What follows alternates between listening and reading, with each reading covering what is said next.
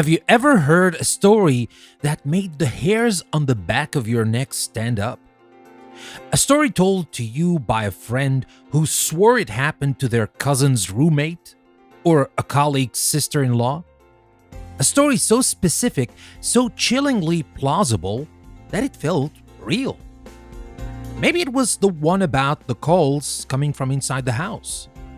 Or the unsettling tale of waking up in a bathtub full of ice minus a kidney. Perhaps it's a more modern variant, a digital ghost story whispered in the flickering glow of our phone screens. A warning about a sinister online challenge or a secret message hidden in a children's cartoon. These stories are the folklore of the modern age. We call them urban legends. They are the cautionary tales we tell ourselves, the monsters we create to explain a world that often feels chaotic and frightening. They're sticky. They cling to our consciousness long after we hear them, mutating and evolving with each retelling, spreading like a virus through our social networks. But why? What is the irresistible gravitational pull of a well-told, terrifyingly believable lie? Well, my friends, our theme for this week on English Plus Podcast is Into the World of Urban Legends. We're pulling back the curtain on these contemporary myths, and in our very first episode, The Lure of the Legend, Why We Believe, we're going to tackle the biggest question of all. What makes a story stick? Well, this isn't just about spooky campfire tales. This is a journey into the very architecture of the human mind. We'll be asking some burning questions. Why are our brains, in this age of information and scientific reason, so remarkably susceptible to believing stories with no evidence? What are the cognitive shortcuts and mental glitches that make us vulnerable?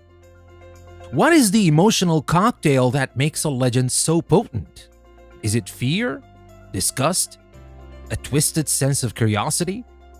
We'll explore how these narratives are engineered to bypass our rational filters and hit us right in the gut. And what purpose do these stories serve?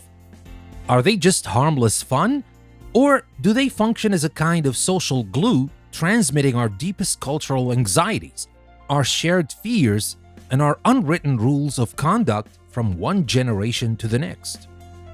Well, my friends, this episode is your primer on the psychology of belief, an exploration of how our minds can be both our greatest asset and our most unreliable narrator. We'll be venturing into the territory of cognitive biases. Well, I know we talked a lot about them last week, but this week we will only talk about them in relation to urban legends. We'll also talk about emotional reasoning and the timeless primal power of storytelling. But be warned, this is just the first step. The world of urban legends is a sprawling, murky landscape, and a single episode can only illuminate a small corner of it. True understanding that inoculates you against misinformation and deepens your appreciation for the complexities of human culture doesn't come from a quick listen. It requires curiosity, critical thinking, and a willingness to dig deeper, to follow the breadcrumbs, and to do the reading. Now consider this your map to the trailhead. The journey itself is up to you. And that's exactly why I'm creating 5 episodes about urban legends this week. But even with all these 5 episodes, it's still not enough. I'm only trying to pique your curiosity. But if you really want to understand this, you will have to do the rest of the job. And with that being said, let me remind you, today is going to be our free episode of the week. So you're going to listen to the full episode, the topic, and the focus on language section. But the rest of the episode throughout the week, you're just going to listen to the topic. So it's still good enough, but if you want this extra bit where we dissect the language we use and we have tips and tricks to take your English to the next level, you can do that by subscribing on Apple Podcasts or on Patreon. But don't worry about it for today. Today, everybody's going to listen to the full episode. And also, let me tell you about the second episode of the day, and this is not going to be about urban legends. I'm going to continue with the series I started earlier, and this one is The Human Odyssey. Today we're going to talk about the story of mathematics, for example, but we're going to have 4 episodes this week to continue with the series. But these episodes are going to be available only to our subscribers. And talking about subscribers, I have something important to say to my Apple Podcast subscribers. Well, the thing is that the price is going to change at the beginning of next month. It's gonna double actually. But for my old subscribers and anyone who decides to subscribe before the end of this month, it's going to be the old price and it's gonna stay like this. I'm not gonna raise the prices for my old subscribers or anyone who decides to subscribe before the end of the month. So I'm just telling you, it's a little peace of mind from my current subscribers. Don't worry about it. The prices are going to stay the same for as long as you decide to stay as subscribers. And it's a call to action to everybody who is thinking about subscribing. Well, if you do it before the end of the month, you will have the cheaper rate for virtually forever. But of course, I will talk in more detail about it at the end of the week with our weekly digest. But with that being said, let's get back to our Urban Legends episode. So my friends, settle in and maybe leave a light on as we begin our descent into the world of urban legends. I'm Danny, and this is a new episode from English Plus Podcast.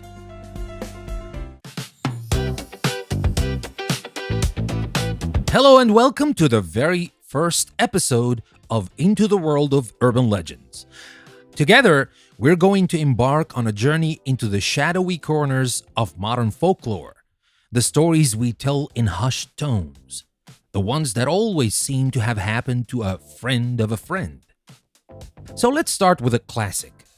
You've probably heard some version of it. A young couple is parked on a secluded lover's lane late at night. The radio is playing. The mood is just right. Suddenly, the music is interrupted by a news bulletin. A convicted killer, a maniac with a hook for a hand, has escaped from a nearby asylum. The description is terrifying. The girl gets spooked. She insists they leave immediately.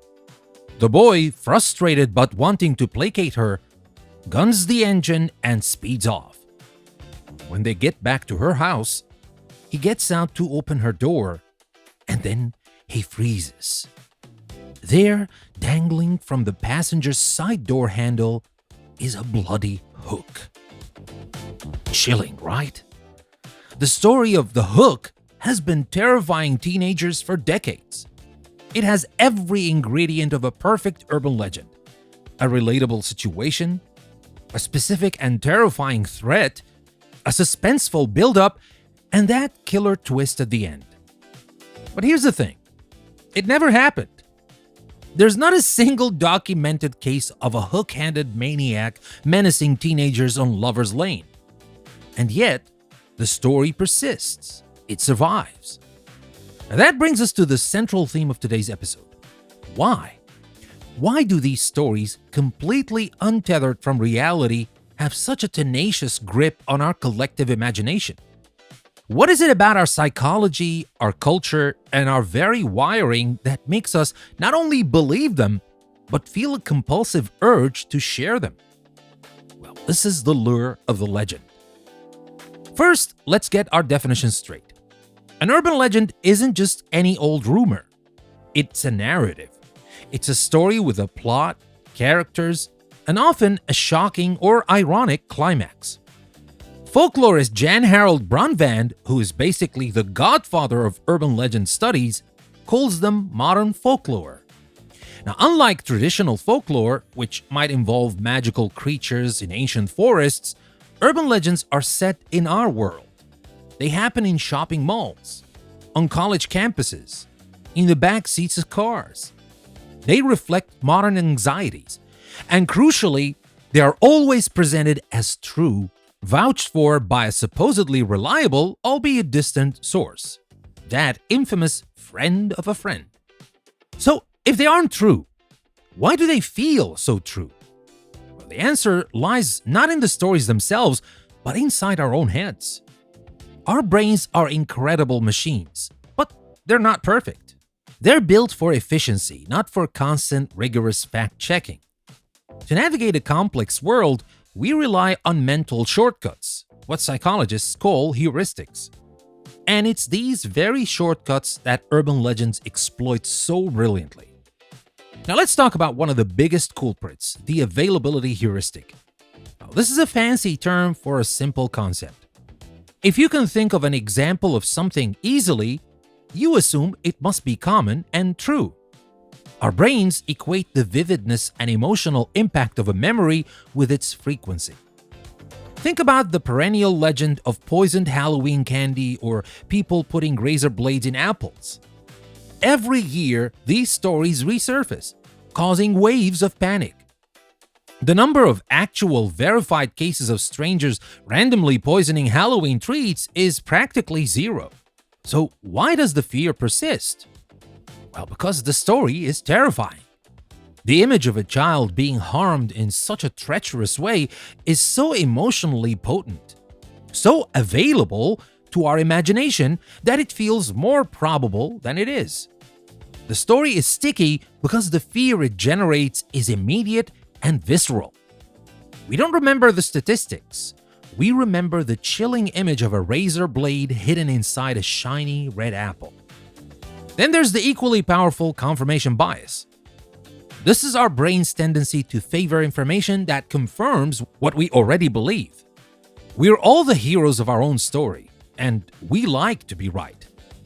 So, if we hear a story that aligns with our existing worldview or fears, we're far more likely to accept it without question. For example, if you're already vaguely suspicious of foreign food or a certain fast food chain, a story about someone finding a rat in their bucket of fried chicken doesn't just sound plausible, it sounds like a validation of your instincts. You're not looking for evidence to debunk it. You're looking for the story to fit into your pre-existing mental framework.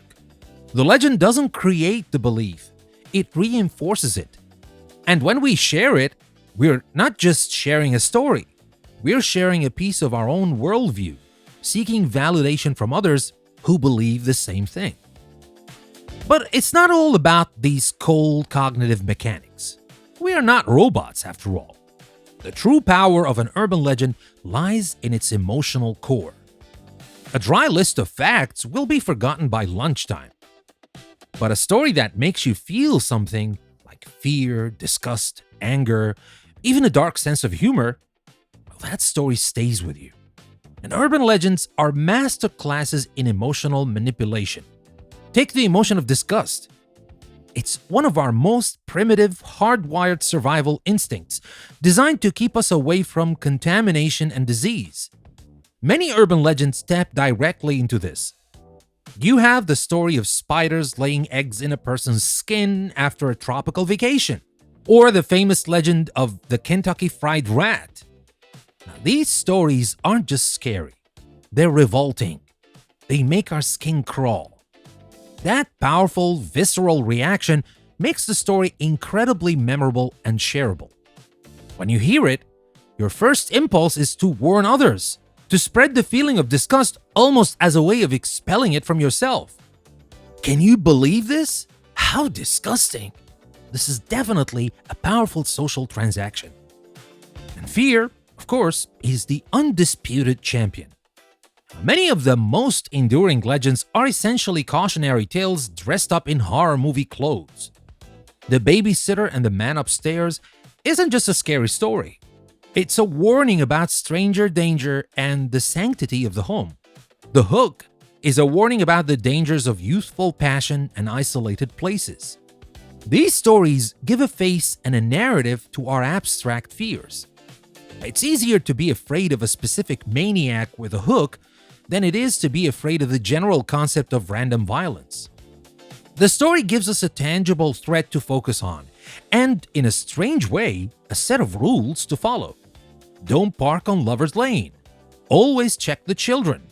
Lock your doors. Well, this brings us to the final and perhaps most important piece of the puzzle: the social function of these legends. Now, we are storytelling animals, no doubt about that. It's how we make sense of the world, how we build communities, and how we transmit our values.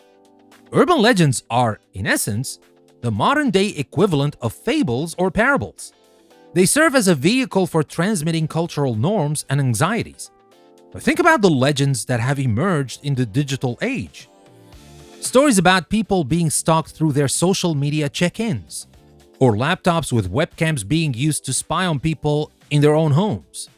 These aren't just spooky tech tales. they reflect a very real collective anxiety about the loss of privacy in an increasingly connected world. The legend crystallizes that anxiety into a simple, shareable narrative. It's a way for society to collectively say, be careful, the new world has new dangers. Now, sharing these stories also builds and reinforces social bonds. When you tell someone an urban legend, you're creating a momentary us. You're both in on the secret, sharing a shiver of fear or a gasp of shock. It creates a small, fleeting community. In an office, it might be a story about a bizarre corporate policy at a rival company. On campus, it might be a story about the ghost that haunts a particular dorm. These stories define the group and its shared knowledge, its shared fears. They say, this is what we in this group know and worry about. Furthermore, these legends often carry a moral at their core, a kind of poetic justice. The person who is victimized in an urban legend is often someone who has transgressed some social norm. The teenagers on Lover's Lane were being promiscuous. The person who gets their kidney stolen was often lured by the promise of hedonistic night with a stranger. There's an undercurrent of, they had it coming. This isn't necessarily nice, but it's psychologically comforting. It imposes a moral order on a chaotic world. It suggests that if you just follow the rules, don't talk to strangers, don't be too promiscuous, be wary of new things, you'll be safe. It's a false sense of security, but a comforting one nonetheless. So when we look at why we believe, we find a perfect storm of psychology and sociology. Our brains are primed to accept them because of cognitive shortcuts like the availability heuristic and confirmation bias. The stories themselves are engineered to stick by targeting our most potent emotions like fear and disgust.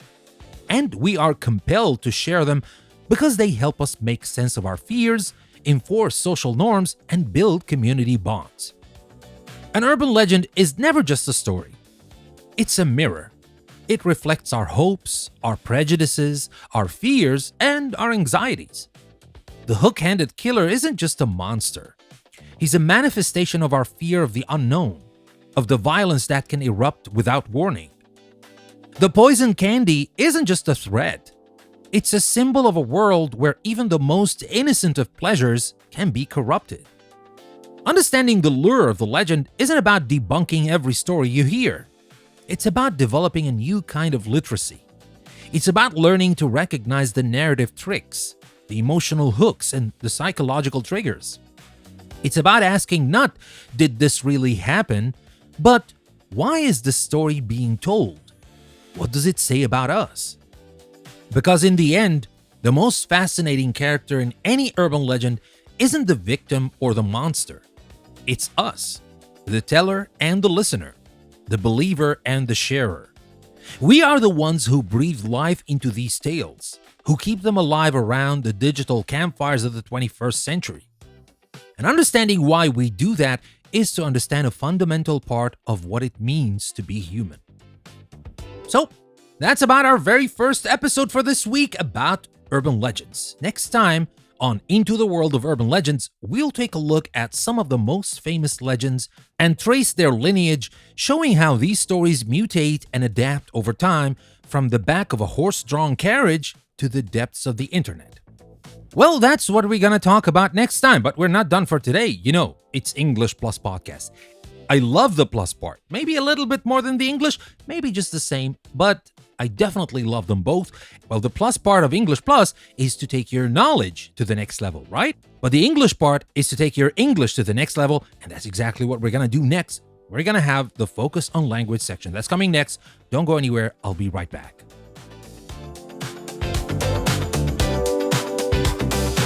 All right, my friends, welcome to the Language Focus segment of the show. Well, this is where we take a magnifying glass to some of the words and phrases we use in the episode. Now, the goal isn't just to memorize definitions, but to really get a feel for how these words live and breathe in conversation. Now, I want to equip you with the language to discuss these ideas with nuance and confidence. Well, this is about elevating your vocabulary, making your expression richer and more precise. And let's start with a great word we use to describe why legends feel so true. And this word is credence. Now, I said, why do these stories, completely untethered from reality, have such a tenacious grip? Now, you could ask, why do people give credence to these stories? Now, credence, C-R-E-D-E-N-C-E, is a noun that means the belief in or acceptance of something as true. Well, it's a bit more formal than just belief. Now, you don't just have credence, you give credence to something. Now, think of it like you're handing over your belief. For example, if your friend tells you a wild story about seeing a celebrity at the grocery store, you might say, "I don't give much credence to his stories. He tends to exaggerate." Or in a more serious context, a detective might say, "The new evidence lends credence to the suspect's alibi." It suggests that a belief is being formed based on some, perhaps flimsy, evidence or feeling. Alright, that's our very first word. And you might think that, well, did you really use this word in the episode? Well, most of the times I did use the exact same word, but sometimes I bring you words that are related to what I say, like credence. Because this is about the vocabulary you need to talk about this topic, alright? Some of it I said, some of it is related to what I say. Now let's move on to the next word. Next word we have heuristic. I mentioned the availability heuristic and called it a mental shortcut, and that's exactly what it is. A heuristic. H-E-U-R-I-S-T-I-C. Well, a heuristic is a practical approach to problem solving or learning that isn't guaranteed to be optimal or perfect, but is sufficient for the immediate goals. It's a rule of thumb. We use heuristics all the time without realizing it. If you're looking for cereal in a new supermarket, you don't check every single aisle. Your heuristic is to look for the breakfast food sign. It's a shortcut that usually works.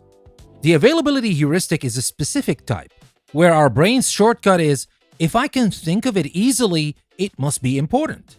Well, the word itself, heuristic, is often used in psychology, computer science, and design, but it's great for any situation where you're talking about practical, imperfect strategies. Now, you can say, for example, my heuristic for choosing a restaurant in a new city is to look for one that's busy with locals. So that's about heuristic. Now, let's move on to a word that hits you right in the gut. Visceral. I said the fear a legend generates is immediate and visceral. V-I-S-C-E-R-A-L. Visceral. Now, visceral means relating to deep inward feelings rather than to the intellect. Now, it comes from the Latin word viscera, which refers to your internal organs. So a visceral reaction is a gut reaction. It's not something you think about. It's something you feel instinctively and deeply. A horror movie's jump scare produces a visceral jolt of fear. The smell of your grandmother's baking might trigger a visceral feeling of comfort and nostalgia. You could say, for example, his speech didn't have a lot of facts, but it had a visceral appeal to the crowd's anger. Well, it's a fantastic word for describing powerful, non-intellectual, emotional responses. So that's about visceral. Now let's talk about another one. We talked a lot about legends being cautionary tales. Well, this is a great phrase. A cautionary tale is a story that gives a warning. Now, the whole point of the narrative is to illustrate the potential dangers of a certain action or behavior. The story of The Boy Who Cried Wolf is a classic cautionary tale about the dangers of lying. The Legend of the Hook is a cautionary tale about parking in isolated places. It's a phrase you can use all the time. If a friend's business failed because he didn't do enough market research, you could say, his story is a cautionary tale for any aspiring entrepreneur. It frames a negative event as a valuable lesson for others. Alright, that's a cautionary tale. Now let's look at a verb, perpetuate. Now, the Halloween candy legend is perpetuated by the media every year. But to perpetuate, which is spelled P-E-R-P-E-T-U-A-T-E, perpetuate, means to make something, typically an undesirable situation or an unfounded belief, continue indefinitely. It has a slightly negative connotation, suggesting that the thing being continued shouldn't be. For example, stereotypes are often perpetuated by movies and television. Or we can say, he feels that the new law will only perpetuate the cycle of poverty. You don't usually perpetuate good things like peace or happiness. You perpetuate myths, stereotypes, conflicts, or problems. So that's perpetuate. And now let's move on to another word with a negative flavor: insidious. Now, I could have described the spread of some legends as insidious. And insidious is spelled Insidious.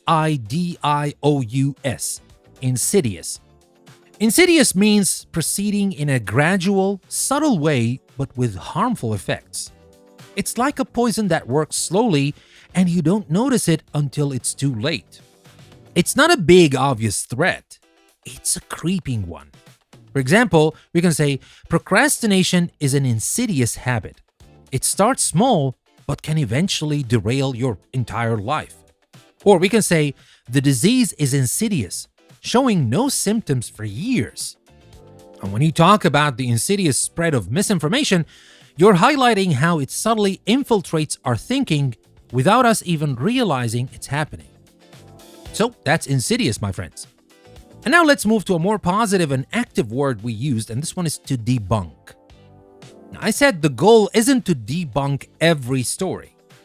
Debunk, D-E-B-U-N-K, to debunk.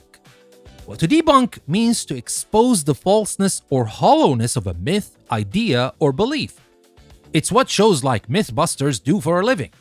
They take a popular belief and test it to see if it's true. So you can debunk the myth that you only use 10% of your brain. You can debunk a conspiracy theory by presenting factual evidence. It's a strong active verb. For example, we can say, the journalist's investigation successfully debunked the politician's claims. All right, that's about debunk. Very strong word. Now let's move to resonate. Now, a story or an idea resonates with you if it seems important or meaningful to you. If it evokes a feeling of shared experience. It's like a guitar string vibrating in sympathy with another. I could say that urban legends resonate because they tap into our deepest fears. Now, the word implies a deep personal connection. You might say, for example, I didn't agree with everything in the book, but the central message about perseverance really resonated with me. It's much more powerful than saying I liked it. It suggests an emotional and intellectual harmony. So that's about resonate. Now let's move to a new phrase. We often hear that urban legends contain a grain of truth. This is a fantastic idiom. A grain of truth is a very small amount of truth or accuracy in a statement that is otherwise false. That tiny bit of truth is what makes the whole story feel more believable. The legend about alligators in the sewers of New York might be based on a few isolated, real-life cases of people abandoning exotic pets. That's the grain of truth that allows the larger, more fantastical myth to grow. Now, you can use this in many contexts. For example, his excuse was wild, but there was a grain of truth to it. He really did get a flat tire. So, that's about a grain of truth. Very useful idiom that you can use in the context of urban legends. And finally, let's talk about plausible deniability. Well, this is more of a concept, but it's a crucial part of what makes legends work. Plausible deniability. Well, plausible deniability is the condition in which a person or organization can deny knowledge of or responsibility for something because there is a lack of evidence to confirm their participation, even if they were secretly involved or aware. In urban legends, the friend of a friend structure provides plausible deniability for the storyteller. They can simply say, "Hey, I'm not saying that I believe it, I'm just telling what I heard." Well, this plausible deniability to share the juicy story without having to personally vouch for its truth. In the real world, it's often used in politics or business.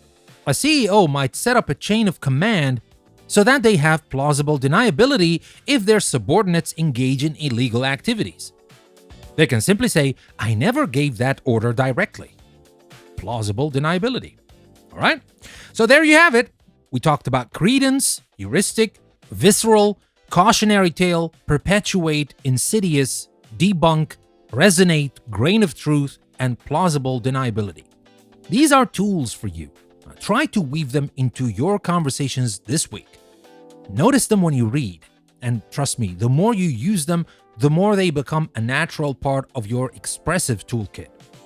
Now let's transition into our speaking section. Now, all this talk about stories and legend brings us to a fundamental skill in communication: the art of the anecdote. Well, an anecdote is just a short, amusing, or interesting story about a real incident or person. It's what you use to make a point, to break the ice, or to simply entertain your friends. A good anecdote, much like a good urban legend, is sticky. It's memorable.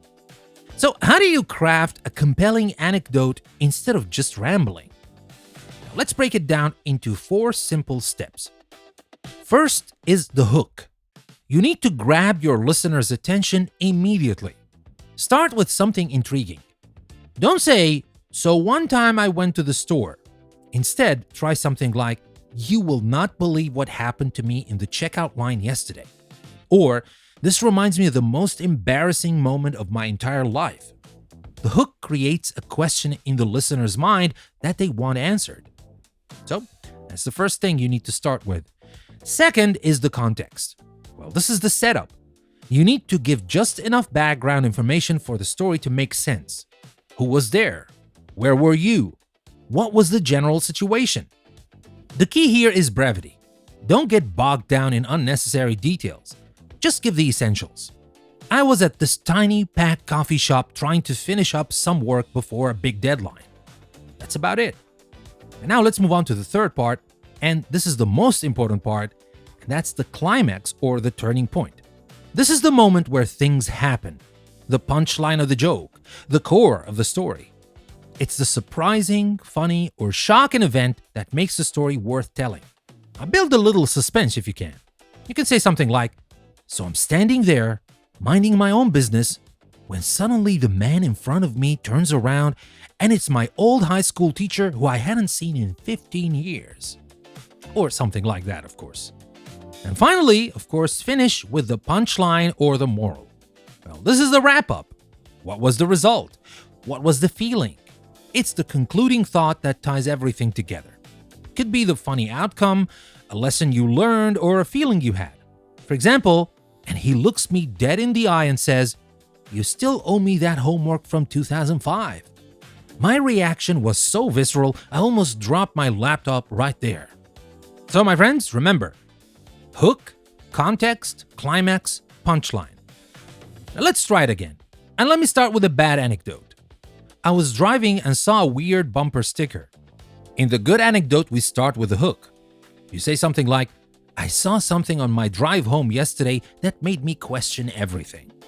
And then you move to the context. "I was stuck in that awful traffic on the main highway, just zoning out." And then the climax. "And I look over at the car next to me, this beat-up old sedan, and it has a bumper sticker that just says, 'I could be wrong.'" And then go to the punchline.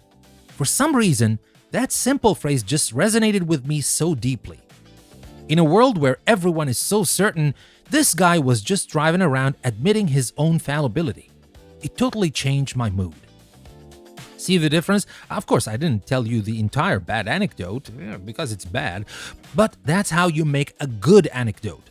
Now, of course, it can be funny, it can be with a moral, it can be about anything. Now, we're not always funny, 24/7. Sometimes we tell those little stories, those anecdotes to convey something, to tell people something, to sometimes maybe impart some wisdom. Who knows? But the important things that we need to know is that all these stories, no matter what type they are, you can make them successful by following these 4 steps: hook, context, climax, punchline. So, I will leave you with a challenge. I want you to think of a simple, personal anecdote. It could be a funny, embarrassing, strange, anything. And I want you to practice telling it, either to yourself, to a friend, or even recording it on your phone and sending it to me. Now, of course, you can send me anything you want on my Patreon page. And by the way, when I talk about my Patreon page, it doesn't mean that you have to subscribe to be on my Patreon page. You can go there and become a free member, And then, whenever you decide to subscribe, there's no pressure, anytime you want. The subscription just gives you extra benefits, but you can reach out to me very easily if you become free members on Patreon. But regardless of how you're going to do that, just do it. Practice telling this story. And if you can tell it to a person in front of you, it's great. If you can't, just record it and listen to yourself, that's also good. I want you to use at least one of our new vocabulary words if you can. Now, the goal is to take a simple event and transform it into a compelling, bite-sized story. Mastering this small skill will make your everyday conversations infinitely more engaging. So take my word for it and practice this skill. But now we're done with our vocabulary and speaking segment. We're moving on to our grammar and writing segment. That's coming next. Don't go anywhere. I'll be right back.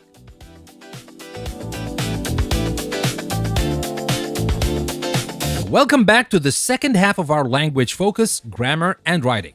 And today we're going to get creative. Now, we've spent this whole episode dissecting why urban legends work, so it only seems fair that we try our hand at creating one. Well, this will be our writing challenge. Write a short, modern urban legend, maybe 300 to 500 words. Your legend should incorporate elements we've discussed: a relatable modern setting, a touch of fear or unease, a friend of a friend framing, and a memorable, slightly ambiguous ending. Well, this is more than just a creative writing exercise. It's a fantastic way to practice specific grammatical structures that are essential for storytelling, particularly for building suspense and creating a sense of believability. So let's break down the tools you'll need to make your legend a success. First up, narrative tenses. When telling a story, you're primarily working in the past. But to make it dynamic, you need to use a mix of past tenses correctly. Now, the past simple is your workhorse, absolutely. It describes the main events of the story in chronological order. For example, he got in his car, he started the engine, he saw something in the rearview mirror. It moves the plot forward action by action. But there's also the past continuous, and this is good for setting the scene and describing background action. It tells us what was happening when the main event occurred. Well, this is brilliant for building suspense. Now compare these two sentences. He drove down the road and his phone rang. And then we can say, he was driving down a dark, deserted road when his phone suddenly rang. Well, you can feel it, right? The second one is much more atmospheric. The past continuous creates a sense of duration, an ongoing state that is about to be interrupted. She was studying in the library. They were watching a movie. This is the before state. This is what was happening when this important thing, maybe scary, maybe something else, happened. All right? But that's not everything. There's also the past perfect. Well, the past perfect is your time machine. It allows you to jump back to an event that happened before another event in the past.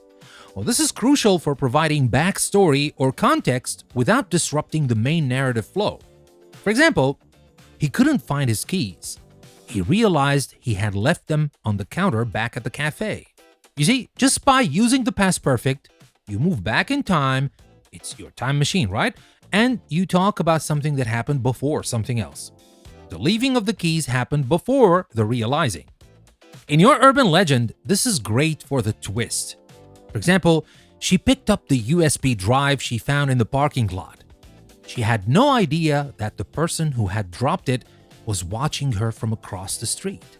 As I usually say about the grammar, don't think about grammar as rules, because that's boring. Think about grammar as tools.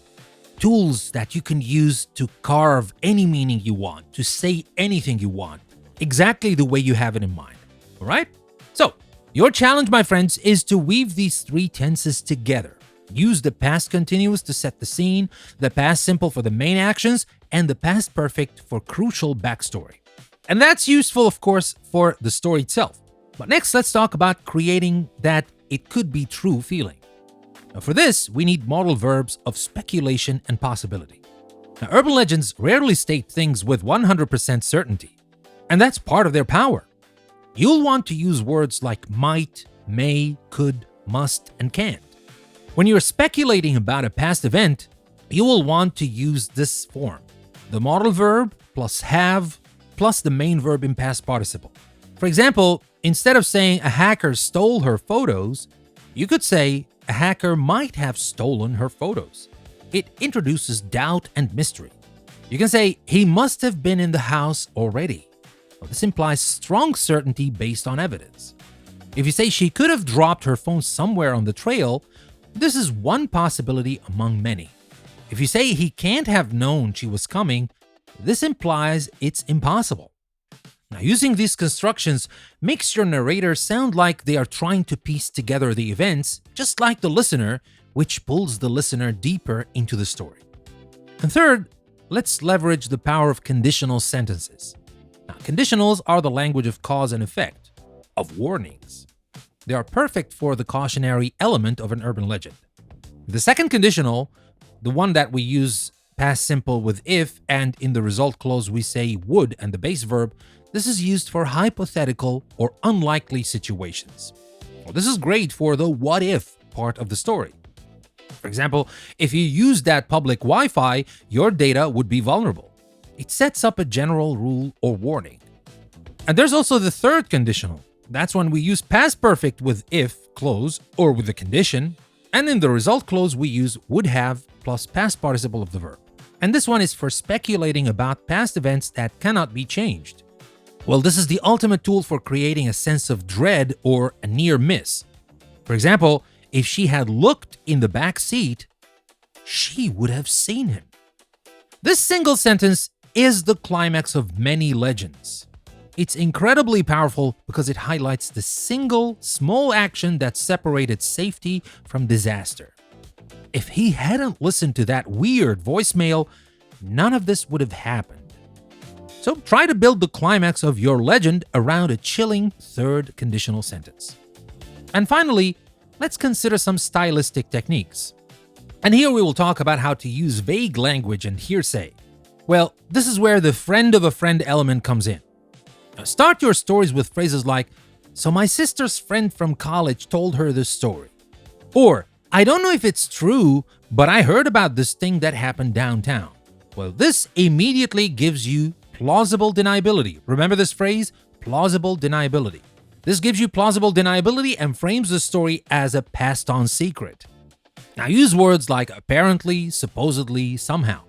For example, apparently, the app can access your microphone even when it's closed.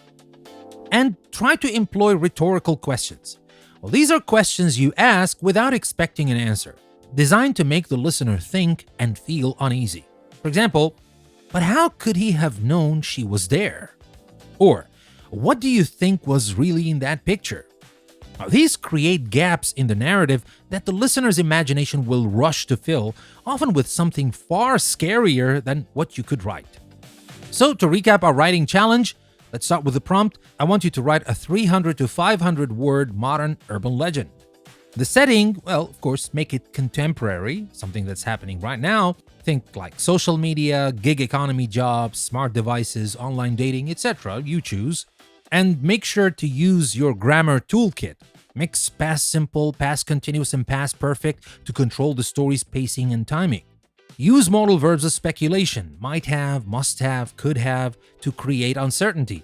And build the climax or warning around a powerful third conditional sentence. And for the stylistic flair, frame it as hearsay. I heard it from a friend. And use rhetorical questions to create suspense. So, my friends, that was our language focus section, but we're still not done. I still have some discussion questions to leave with you. Because at least if you don't want to take on the speaking challenge or the writing challenge, I want you to engage in these discussion questions.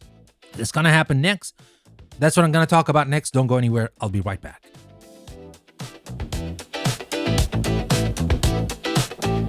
So we've covered a lot of ground today, from cognitive biases to the social function of storytelling. But this conversation is just beginning. Here are a few questions to get you thinking and to spark a discussion in the comment section on our website, on my Patreon page. I'd love to hear your thoughts. But of course, if you don't want to leave any comments or anything else, just talk about them to someone. Discuss these things with someone, all right? Because that's the only way you're going to take your knowledge and English to the next level. Everything I said is just an introduction. You understand everything I said? That's perfect. but you can't take it to the next level if you don't do it yourself, if you don't discuss it, if you don't talk about it. And of course, if you're brave enough, take on the challenges I just gave you earlier, the speaking and the writing challenges. But now, let me start with my very first discussion question. What is the first urban legend you remember hearing? Now think back to your childhood or teenage years. Was it told to you as a sleepover around the camp or by an older sibling? How did it make you feel at the time? Did it make you feel scared, skeptical, fascinated? Does thinking about it now with the concepts from the episode in mind change your perspective on why that particular story stuck with you? And now the second question. How has the internet and social media changed the nature of urban legends? Now consider the speed and reach. A story that once took years to spread can now go global in hours.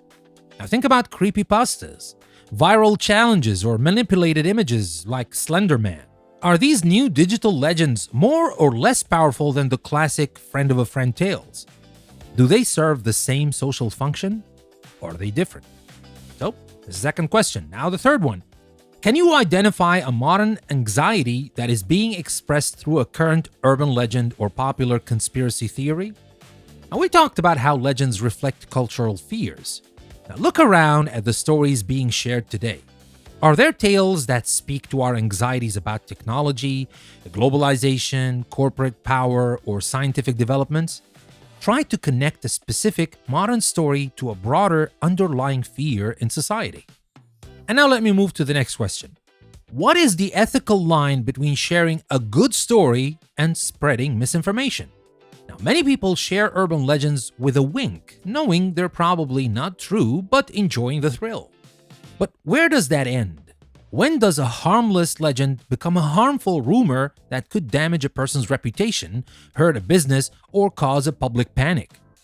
Have you ever hesitated to share something because you weren't sure it was true? And my final question to you, if urban legends serve a purpose as cautionary tales, can they ever be a force for good? While many legends are based on falsehoods, they often preach a message of caution. Be aware of your surroundings. Don't trust strangers blindly. Be careful online. Is there a case to be made that even if the story is fake, the lesson it teaches can be valuable? Or does the fact that it's based on a lie negate any potential benefit? Now discuss the pros and cons of this scare them straight approach to social education. Alright, that brings me to the end of our very first journey into the world of urban legends. Remember, this is just the first episode. We're still going to have 4 more episodes this week because urban legends is the theme of our week.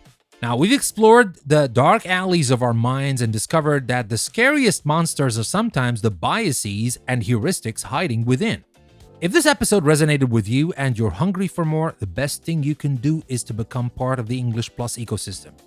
You can find transcripts, our language guides, the discussion section for this episode on our website, EnglishPlusPodcast.com, on my Patreon page, patreon.com/DannyBellan. And remember to unlock our entire back catalog and get every new episode of this show and all our other series. You can subscribe to English Plus All Access directly on Apple Podcasts or on Patreon. And with that being said, we come to the end of our episode for today. Don't forget to come back for the other episodes from the theme of this week about urban legends. Thank you for lending me your ears and your curiosity. I'm your host, Danny, and I hope you'll join me next time as we continue our exploration into the stories that haunt us. Stay tuned, and remember, never stop learning with English Plus Podcast. I'll see you again next time.